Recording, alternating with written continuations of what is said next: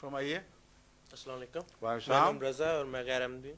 جی ابھی بھائی صاحب نے تھوڑا سا ذکر کیا تھا کہ آپ نے روشنی کی سپیڈ میں حضرت عیسیٰ علیہ السلام کا سفر کا ذکر کیا کہ 10 ارب سال میں وہ ٹھیک ہے. ابھی واپس آ رہے ہیں. اسی روز میں پوچھنا چاہتا ہوں کہ آپ کے خیال میں شب معراج کا واقعہ غلط ہے کیا؟ شب معراج کا واقعہ جو ہے اگر یہ مراد ہے کہ رسول اللہ علیہ وسلم نے جسمانی طور پر سفر کیا تھا جی تو بالکل غلط ہے. قرآن کے مخالف ہے اور حدیث کے مخالف ہے اور مولویوں نے فرضی قصہ گھڑا ہوا ہے اور رسول اللہ علیہ وسلم کی گستاخی ہے. میں ثابت کرتا ہوں آپ پر، اس لیے کہ آپ لوگوں نے بچپن سے تماشوں کی مذہب میں آنکھیں کھولی ہیں اور مولویوں نے تماشوں میں آپ کو بڑا کیا ہوا ہے اور قرآنی حقائق پر نظر ہی نہیں پڑی آپ کی کبھی. قرآن کریم نے اس معراج کا ذکر کرتے ہوئے فرمایا کہ ما کذب الفؤاد ما رأى، دل نے جو دیکھا تھا وہ جھوٹ نہیں بولا. تو آنکھ کا دیکھنا اور ہے، دل کا دیکھنا اور ہے. اور 100% ثابت ہے قرآن کریم سے کہ یہ ظاہری واقعہ نہیں ہے.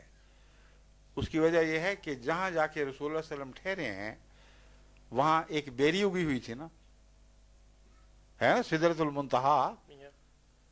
تو آپ ذرا سا غور کر کے دیکھیں کہ وہ اکیلی بیری اس حد پر کیا کر رہی ہے، فضا میں اگی ہوئی. سوری، اس سے پہلے ایک سوال صحابہ کرام نے کیا کہ ان کا سفر جو کسی ایسی گھوڑے سواری پہ تھا جو جہاں تک نظر میں آتا ہوں اس طرف، پہلے میری بات سن لیں غور سے. یہ آپ کو سمجھانے کی خاطر بات کر رہا ہوں. جی. آپ اس بات کو بھی سن لیں، پھر مولویوں سے دوبارہ جتنی دفعہ مرضی سن لیں. اگر آپ خدا کا خوف کر کے فیصلہ کریں گے تو آپ لازماً مانیں گے کہ میں درست کہہ رہا ہوں. قرآن کا حوالہ دے رہا ہوں، پہلے غور سے سنیں. قرآن کریم نے فرمایا ہے کہ پھر سدرۃ المنتہا پر آپ کی خدا سے ملاقات ہوئی. ٹھیک ہے نا؟ جی. وہ بیری اس سرحد پر پہنچی ہوئی تھی اور جبرائیل اس سے پہلے رک گئے تھے. تو وہ بیری رسول اللہ علیہ وسلم سے بھی آگے وہاں کھڑی تھی. کیا آپ عقلاً سوچ سکتے ہیں کہ اس کائنات کے کنارے پر ایک بیری پڑی ہوئی ہے، لگی ہوئی ہے، اور اس سے پرے خدا بیٹھا ہوا ہے؟ یہ عقل کے خلاف ہے. اگر یہ آپ بات مان لیں گے تو خدا ہی ہاتھ سے جائے گا، کیونکہ خدا جسمانی نہیں ہے. اگر جسمانی ہو تو پھر وہ اس سے پرے بیٹھا ہوا ہوگا. اور رسول اللہ صلی اللہ علیہ وسلم سے روز جو کلام کرتا تھا اور ہر وقت کہتا تھا میں تیرے ساتھ ہوں، وہ کون تھا پھر؟ اور وہ کون تھا جس نے کہا اسرا بعبدہ لیلا من المسجد الحرام الی المسجد الاقصی، کہ وہ خدا جو تو اس کو ساتھ لے کر چلا ہے محمد رسول اللہ کو. تو وہ خدا تو ہر وقت ساتھ تھا. تو اس لیے ظاہری معنی کرنا انتہائی عقل کے خلاف بات ہے اور قرآن اس کو قبول کر ہی نہیں سکتا، کیونکہ اس کا مطلب یہ ہے کہ جہاں رسول اللہ صلی اللہ علیہ وسلم تھے وہاں خدا نہیں تھا، اور وہاں بیٹھا ہوا تھا جہاں بیری اگی ہوئی ہے، اور بیری آپ سے بھی آگے تھی. اور مخلوق میں سے ایک چیز بیری ہے جو نعوذ باللہ کائنات کے مقصد اعلیٰ محمد رسول اللہ سے بھی آگے بیٹھی ہوئی ہے وہاں. اگر آپ اس کو اس طرح ظاہر پر محمول کرتے ہیں تو دین دنیا کا کچھ بھی باقی نہیں رہتا. اور اگر آپ اس کا معنی پڑھنا شروع کریں تو حدیثوں میں اس کے معنوں کی وضاحت موجود ہے. سب سے پہلی اہم بات میں یہ بیان کروں گا کہ آپ بخاری شریف کی وہ حدیث ذرا اٹھا کر دیکھیں جس میں معراج کا ذکر ہے. اس کے آخر پر کیا لکھا ہوا ہے؟ لکھا ہوا ہے جب رسول اللہ صلی اللہ علیہ وسلم کا معراج کا سفر مکمل ہوا ثم استيقظ، پھر آپ کی آنکھ کھل گئی. یہ کیوں نہیں لکھا کہ واپس آ گئے؟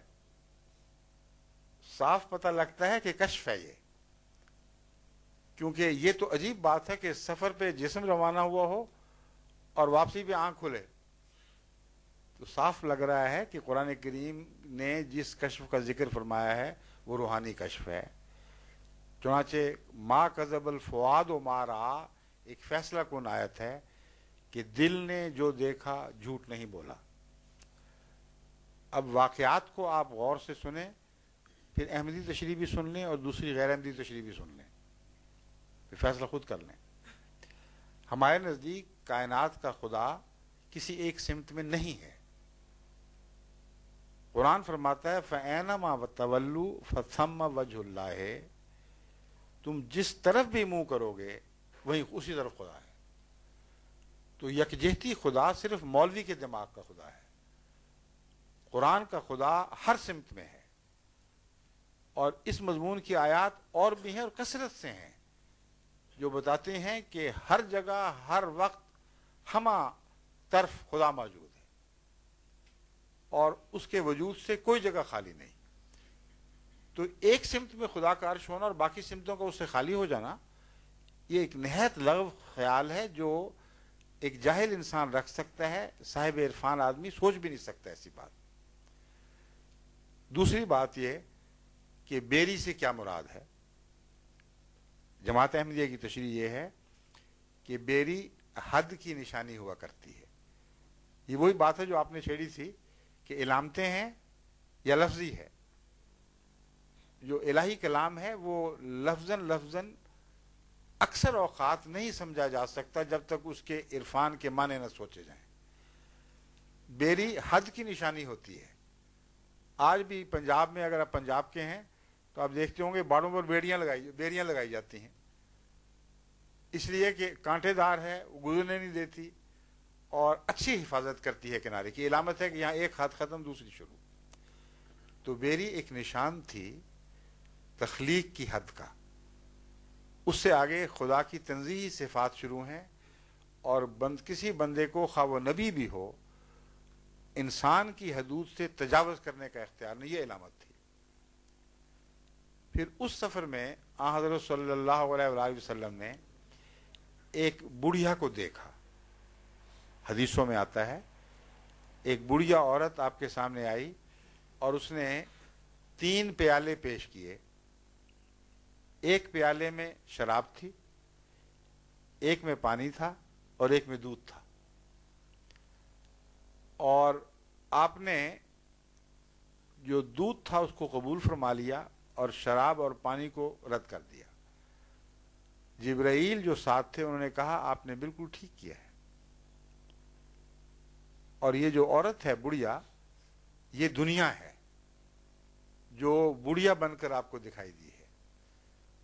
کیونکہ قدیم کی چیز جو ہمیشہ سے چلی آ رہی ہو، بظاہر اربوں سال سے آ رہی ہے، اس کو آپ بڑھیا ہی بتائیں گے نا. تو جس طرح کہانیوں میں ایک علامت ہوتی ہے، اس طرح یہ بڑھیا دنیا کی مثال تھی. اگر آپ لفظی مانیں گے اور اصرار کریں گے تو مطلب یہ ہے کہ اس وقت ساری دنیا سمٹ کر ایک بڈھی بن گئی تھی. کوئی دنیا کا معقول آدمی ایک لمحہ کے لیے بھی اس کو نہیں مانے گا. یہ مولوی بھی نہیں مانتے کہ ایک وقت میں جس وقت معراج تھا نیچے کچھ بھی نہیں تھا، وہ سارے سمٹا کے ایک بڑھیا بن چکے تھے.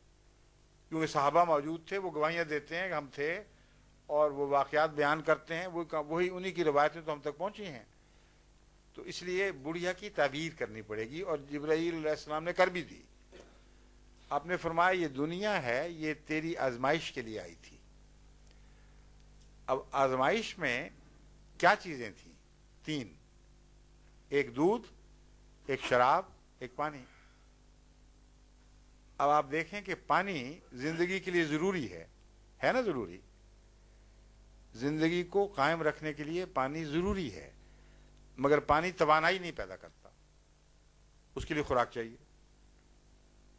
پانی پی پی کے ایک آدمی برا حال کر لے، جب تک بھوک نہیں مٹے گی پانی اس کی زندگی کو لمبا تو کر دے گا مگر طاقت نہیں دے سکتا. شراب طاقت دیتی ہے، اور شراب پینے والا ایک دم اپنے آپ کو زیادہ مضبوط سمجھتا ہے، جوش آ جاتا ہے اس کو.